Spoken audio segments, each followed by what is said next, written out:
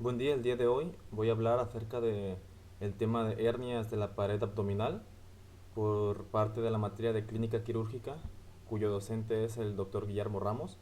Yo soy un alumno del Centro Universitario de la Costa, que está en la carrera de médico cirujano y partero, y pues vamos a comenzar. En relación a los temas que vamos a ver, pues son las hernias inguinales y femorales, luego vamos a ver las hernias umbilicales, después las hernias epigástricas y posteriormente las hernias incisionales. Primero, como mencioné, pues vamos a ver hernias inguinales y femorales, no sin antes ver la definición de lo que es una hernia. Y es que tenemos que una hernia es la protrusión anormal de un órgano o tejido a través de una apertura en la pared normal que lo contiene. En este caso, esta pared sería la pared abdominal. Y pues dependiendo de dónde se dé, pues va a tener una clasificación diferente. Y en este caso, pues vamos a ver primero las inguinales. Antes de hablar como tal de la clasificación de las hernias inguinales, pues tenemos que entender algo de anatomía respecto a los puntos de referencia para poder clasificar estas hernias. Para ello, primero, pues tenemos aquí el triángulo de Hesselbach, que es ese que se ve ahí marcado en verde, cuyos límites van a ser el ligamento inguinal en sentido inferior, que es el que se ve ahí abajo como la base del triángulo. Luego tenemos que como borde externo al borde externo de la vaina del músculo recto del abdomen hacia la línea media. Y ya hacia lateral tenemos lo que son los vasos epigástricos inferiores en dirección, pues como dije, lateral a este triángulo. En relación pues al anillo femoral, que también se podía ver en la imagen anterior, es que tenemos que sus límites van a ser anteriormente el ligamento inguinal, posteriormente el ligamento pectíneo, que también se conoce como ligamento de Cooper. También medialmente tenemos el ligamento lacunar, que es ese que se ve ahí con rayas verticales. Y lateralmente tenemos a la vena femoral, que pues está marcada ahí con una V, y al lado tiene pues la arteria femoral. Otras estructuras importantes que tenemos que tener en cuenta pues son estos anillos inguinales, tanto el anillo inguinal externo que se continúa pues con el anillo inguinal interno. Y es que entre estos dos se va a formar lo que viene siendo el conducto inguinal, que se va a continuar luego con lo que es el cordón espermático, que es lo que vemos que sigue allí. El anillo inguinal externo pues va a ser una apertura en la aponeurosis del músculo oblicuo externo y va a estar situado por encima pues del tubérculo púbico. Y en relación al anillo inguinal interno pues se va a originar y se va a abrir desde lo que viene siendo la fascia transversalis. Y aquí incluí lo que son tres áreas importantes que se tienen que tener en cuenta a la hora de realizar pues estos procedimientos quirúrgicos, que es el triángulo de la fatalidad, triángulo del dolor y círculo de la muerte. Esto porque son estructuras que si no se cuidan a la hora de realizar una reparación de hernias, pues puede haber complicaciones en el paciente que le dejen pues secuelas o incluso que le ocasionen la muerte. Y ya teniendo en cuenta todas estas estructuras que acabamos de ver, pues tenemos que las hernias inguinales se van a clasificar en tres tipos: las directas, las indirectas y las femorales. Las directas son las que van a protruir directamente por el triángulo de Hesselbach, que es el que vimos anteriormente que estaba marcado en verde, aunque ahorita vamos a ver una imagen donde se ve mejor. Las indirectas van a protruir por fuera de los vasos epigástricos inferiores a través del anillo inguinal profundo. Van a estar por fuera del triángulo de Hesselbach en dirección lateral. Y ya en relación a las hernias femorales, pues van a protruir a través del anillo femoral. Y aquí tenemos una imagen donde podemos ver marcadas estas estructuras.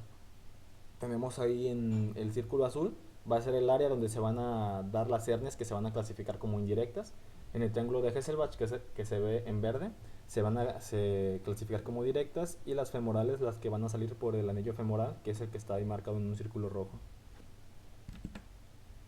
En relación a la epidemiología de estas hernias, pues tenemos que la hernia inguinal va a ser la hernia pues más frecuente de la pared abdominal porque compone el 75% Y lo que es la hernia indirecta de todas estas hernias inguinales, pues van a ser las que son más frecuentes.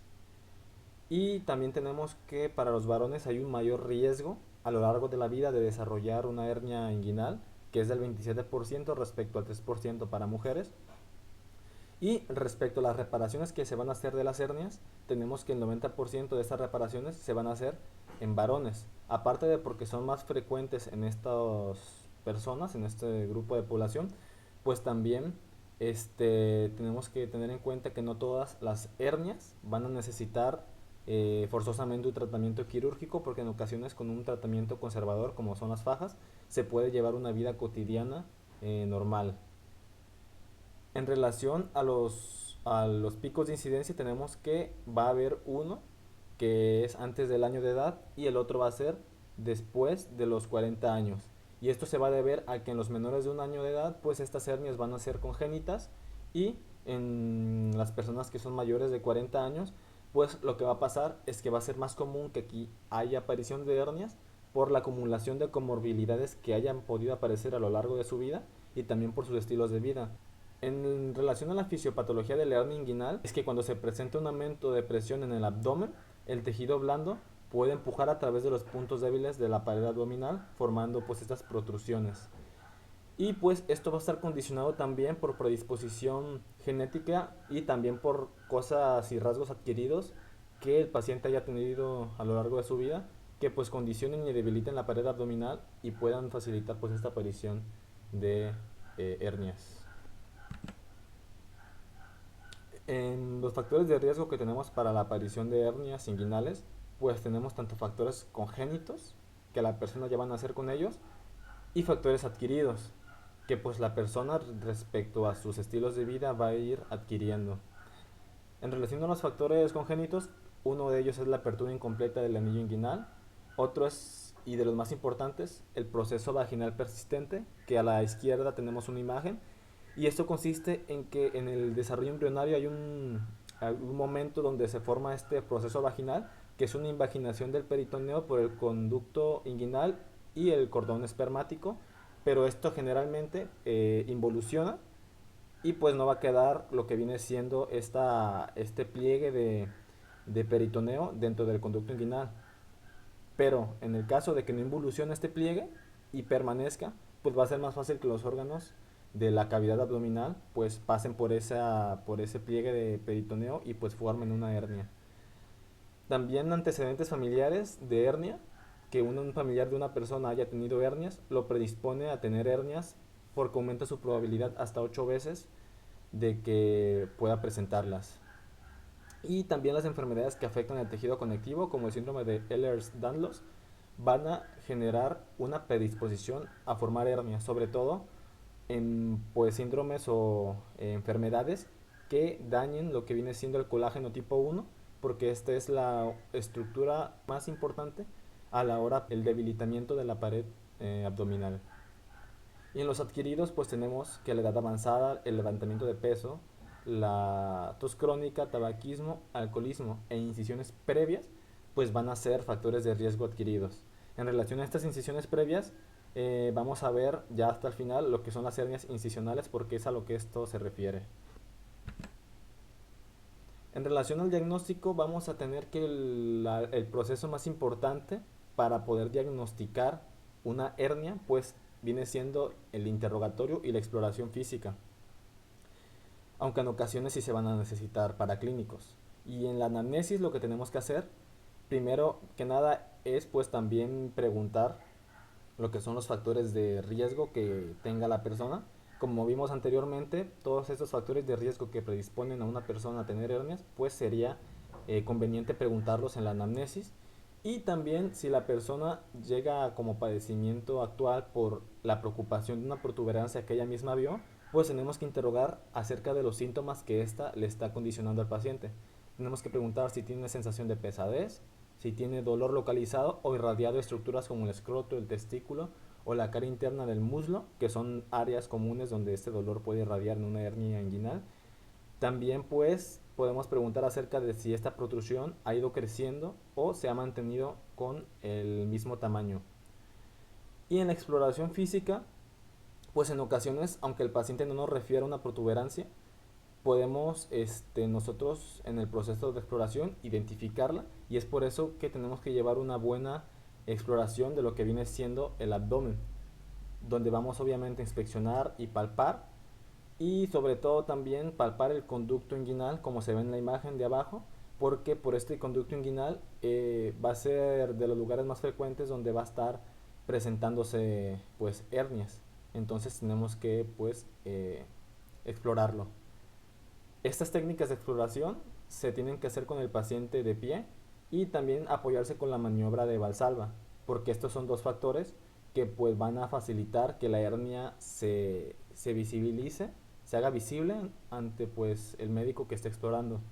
La maniobra de Valsalva pues es muy útil porque como esta aumenta la presión intraabdominal, como un acto como lo es toser, va a hacer que pues una hernia pues protruya por el mismo empuje que va a ocasionar el aumento de la presión intraabdominal.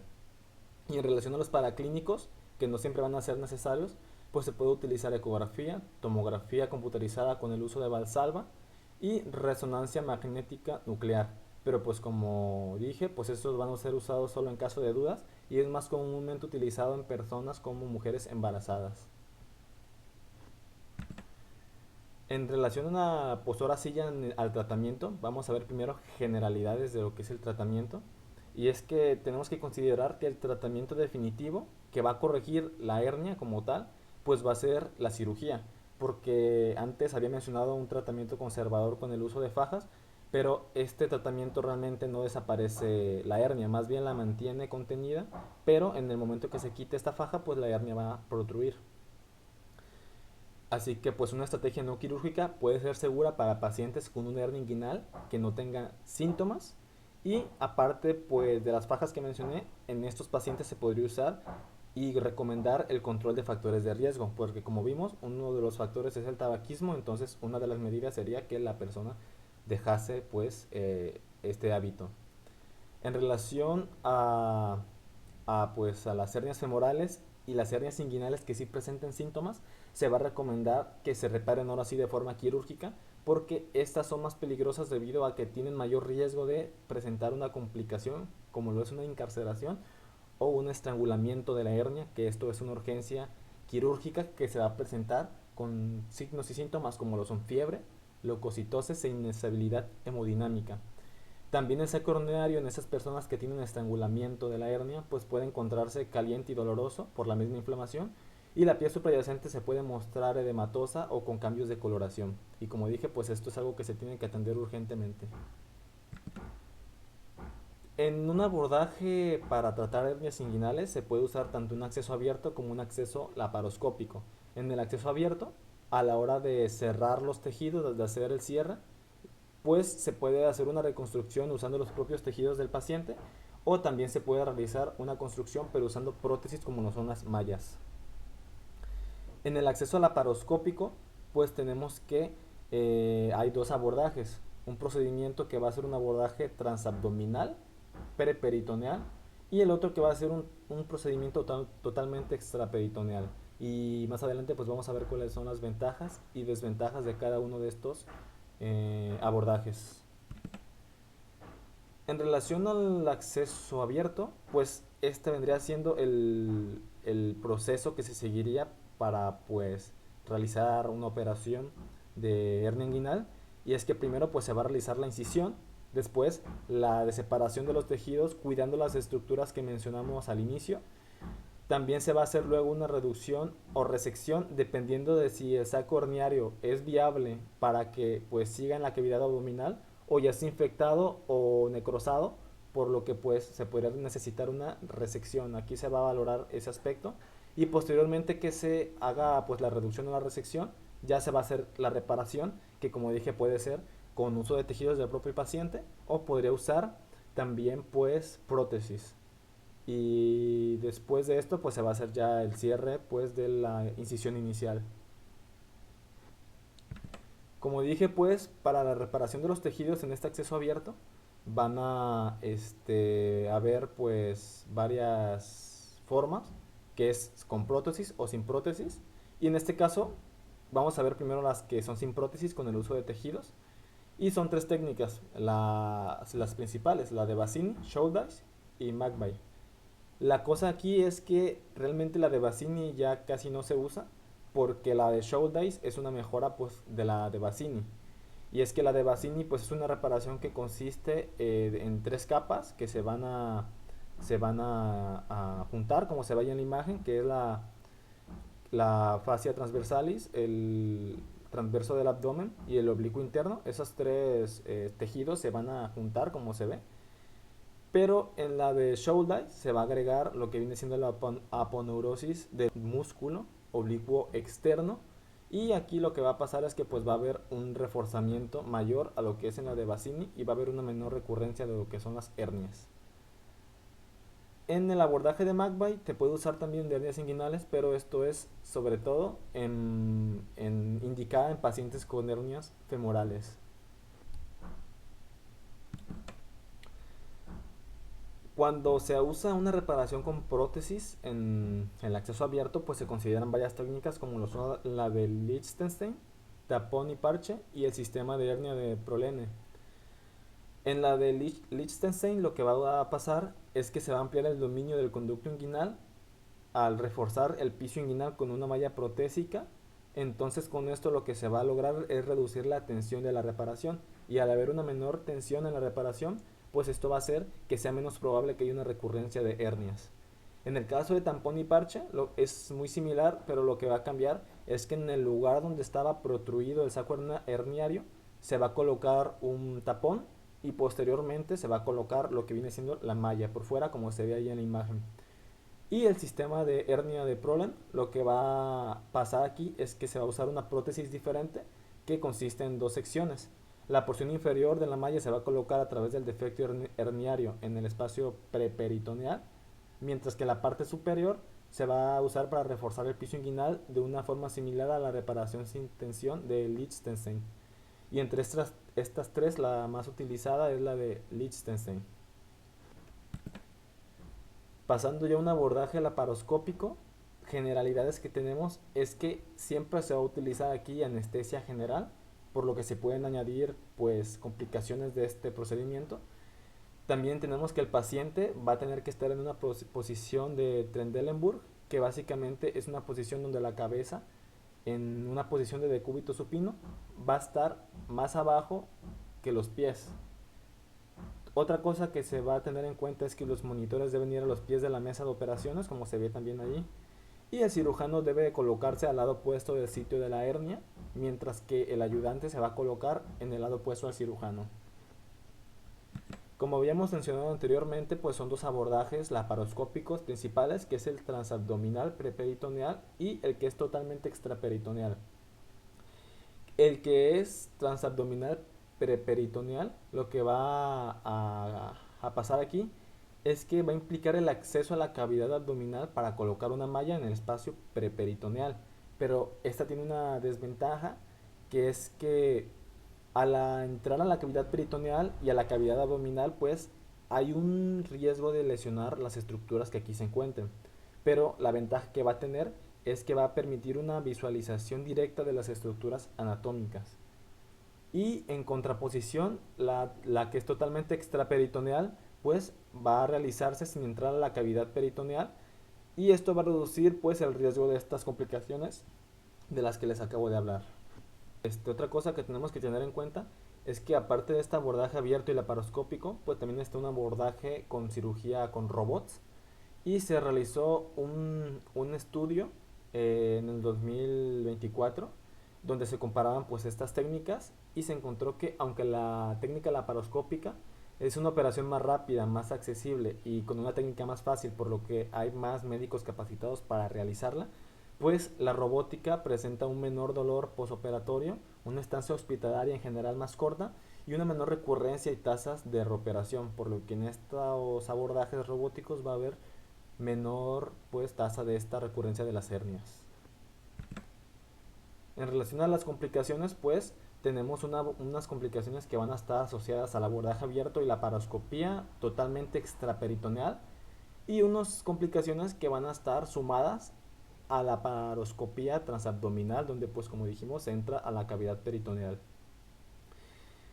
En estas complicaciones del abordaje abierto y laparoscópico, totalmente extraperitoneal, tenemos hemorragia, ciceroma, recurrencia de la hernia, dolor y lesión del cordón espermático o del testículo, que pueden consistir en orquitis isquémica, atrofia testicular e incluso infertilidad si se llega a dañar el conducto deferente.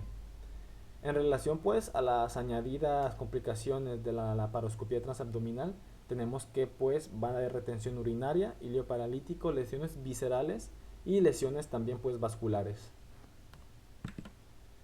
Pasando ya a lo que son las hernias umbilicales, tenemos que estas hernias umbilicales van a ser protrusiones de contenido abdominal, al igual que pues en las inguinales, pero aquí van a ser a través de un defecto de abertura en la pared abdominal en la zona del ombligo, como se ve ahí en esa imagen. Y estas hernias pues van a ser generalmente congénitas. En las personas o niños que nacen, que son afroamericanos, va a ser un factor de riesgo porque estos tienen una incidencia 8 veces mayor de hernias pues umbilicales. Y en los adultos pues son fundamentalmente adquiridas y se van a presentar sobre todo en mujeres embarazadas y sujetos con obesidad, ascitis o personas con condiciones que causen una distensión abdominal crónica o que realicen esfuerzos físicos recurrentes. Las indicaciones que hay para realizar cirugía en hernia umbilical pues realmente son muy similares a lo que vimos en hernias inguinales, y es que estas hernias deben ser sintomáticas o tal vez el tamaño es muy grande. En estas dos situaciones pues debería de realizarse una cirugía, porque también aquí pues está indicado en hernias muy pequeñas sin síntomas este tratamiento conservador del que hablamos de uso de fajas. En relación al tratamiento pues quirúrgico ya de estas hernias umbilicales, donde sí está indicado el tratamiento quirúrgico como mencionamos, pues tenemos que en las hernias que son menores a 3 centímetros se pueden cerrar por primera intención después de separar el saco hernario del ombligo que lo recubre y la aponeurosis que los rodea. Y esto es debido a que pues esto sería suficiente para una reparación de una hernia de este tamaño, pero esto no significa que no se puedan realizar reparaciones con prótesis en este tipo de hernias de este tamaño, sino que es suficiente con una reparación de primera intención. Pero hay ocasiones donde se puede usar pues una malla aquí también y pues va a tener mejores resultados. Y donde sí o sí tenemos que usar mallas es en hernias mayores de 3 centímetros. Aquí pues se va a ampliar una malla protésica y se puede usar la vía laparoscópica. En relación a las hernias epigástricas, pues van a ser hernias que se van a dar en una ubicación superior a lo que es el ombligo. Y pues abajo del esternón van a estar entre estas dos estructuras. Y en su epidemiología pues tenemos que se van a dar entre las personas con una decusación aponeurótica simple de una forma más frecuente, porque en general esto es como una condición que si está presente pues va a hacer que sea más fácil que haya una protrusión, porque en las personas normales no hay una decusación aponeurótica simple, sino que son de más capas. Estas hernias van a estar presentes entre el 3 al 5% de la población. Van a ser 2 a 3 veces más frecuentes en hombres que en mujeres. El 20% de las personas que presenten estas hernias epigástricas va a tener más hernias de este tipo. Y pues el 80% de las que tiene estas hernias la van a tener justo al lado de la línea media y no directamente en la línea media. En relación al tratamiento quirúrgico de estas hernias, vemos que es muy similar a lo que vimos con el abordaje de una hernia umbilical, y es que pues las hernias que están pequeñas, menores a 3 centímetros, se van a cerrar por primera intención después de separar el saco herniario del ombligo que las recubre y la aponeurosis que los rodea. Y pues en las que son mayores se va a ampliar malla protésica, pero recalcando que en estas hernias pequeñas se puede también utilizar lo que es una malla con mejores resultados que si se hace con primera intención, aunque en una primera instancia pues la primera intención es un abordaje que se puede utilizar en estos pacientes. Y tenemos aquí un estudio sobre el efecto de la inyección preoperatoria de toxina botulínica A sobre la fuerza de tracción durante la reparación de la hernia. Aquí lo que sucede es que pues se utilizó toxina botulínica en los músculos que se iban a estar usando para la reparación de tejidos, y aquí se encontró que la toxina botulínica preoperatoria redujo significativamente la fuerza de tracción durante la reparación de la hernia ventral, lo que destaca su potencial como terapia complementaria en casos complejos. Es decir, se encontró que usando esta toxina botulínica en estos músculos que fueron utilizados para reparación, reducía la tensión con la que se hacía el abordaje y entonces reducía la tasa de recurrencia de hernias. Y ya pasando por último las hernias incisionales, tenemos que estas son hernias que fundamentalmente se van a dar en áreas donde se hizo una incisión previa, sobre todo una incisión quirúrgica. Entre los factores de riesgo, pues, y epidemiología, tenemos que aparecen entre el 10 al 30% de las cirugías abdominales, y que si esta cierre llegó a estar infectado, pues va a tener un riesgo 80% mayor de un cierre que no fue infectado. Estas hernias van a ser más frecuentes en personas mayores, obesas, que tengan diabetes, que sean fumadoras o que los cierres de su reparación se hayan realizado con tensión. Y pues en relación al tratamiento, tenemos que en estas hernias incisionales, pues vamos a tener que se debe realizar un cierre de primera intención en hernias de 2 centímetros o menos. Pero si es una hernia de mayor tamaño, se recomienda el uso de mallas protésicas, y también se recomienda una superposición de 5 centímetros más allá del borde del defecto para reducir el riesgo de recurrencia. Y también tenemos que se ha demostrado que los procedimientos mínimamente invasivos van a reducir la recurrencia de estas hernias incisionales. Entonces, pues se prefiere, para evitar estas complicaciones, un abordaje laparoscópico.